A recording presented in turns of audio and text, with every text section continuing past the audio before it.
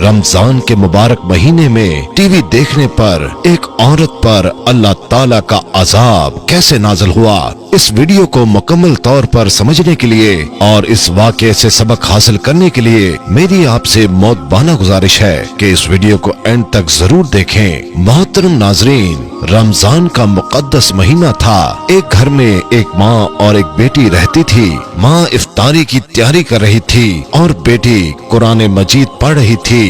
बेटी को कुरान मजीद पढ़ते हुए अचानक याद आया कि उसका पसंदीदा सीरियल टीवी पर आने वाला है, तो वो कुरान मजीद की तलावत को छोड़कर उठकर जाने लगी। तो माँ ने कहा कि कुरान मजीद की तलावत को अधूरा छोड़कर कहाँ जा रही हो? बेटी ने जवाब दिया कि माँ कि इस वक्त टीवी पर मेरा पसंदीदा सीरियल आ रहा है, मैं उसको देखूंगी।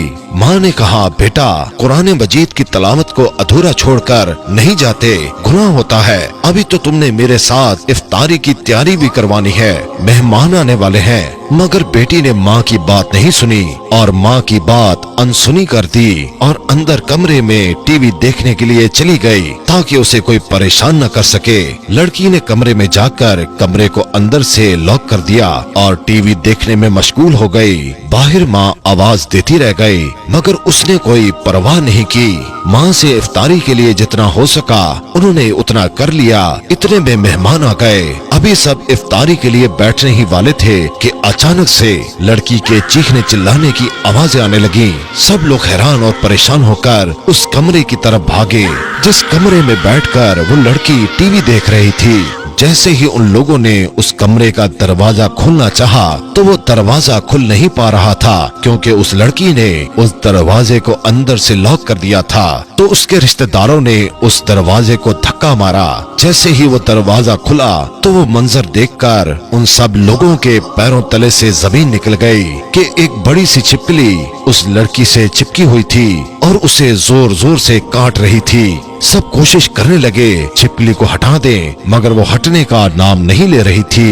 इतने में आनन फानन बहुत सारी छिपकलियां निकल आईं और सब की सब लड़की से चिमट गईं। लड़की खौफ से चिल्ला रही थी, दर्द से आह बका कर रही थी और घर के तमाम अफराद इस कोशिश में थे कि उन छिपकलियों से छुटकारा हासिल किया जाए। मगर देखते ही देखते वो लड़की चिल्ला चिल्लाकर सबकी आंखों के सामने तड़पते हुए अपनी जान दे देती है। लेकिन उसके बावजूद भी छिपकलियों ने उस लड़की को नहीं छोड़ा। पूरे घर में कोहराम मच गया। खूनख्वार छिपकलियां बुरी तरह से उस लड़की से चिपकी हुई थीं। उसके बाद गुस्ल और कफन देने का मसला भी बड़ा दुश्वार हो गया। उसी दौरान एक बुजुर्ग को बुलाया गया।